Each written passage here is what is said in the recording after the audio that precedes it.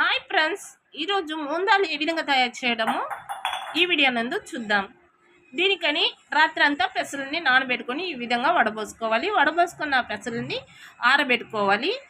అవి తడి ఆరిన తర్వాత 2 స్పూన్ ఆయిల్ వేసి బాగా ఫ్రై చేసుకోవాలి. చూడండి, ఇట్లా నానబెట్టుకున్న వాటిని మొలకెత్తిన గింజల్ని మనం తినడం వల్ల మనకి మంచి పోషకాలు లభిస్తాయి. ఎంచి తినడం కన్నా మొలకెత్తిన గింజలు తినడం మంచిది.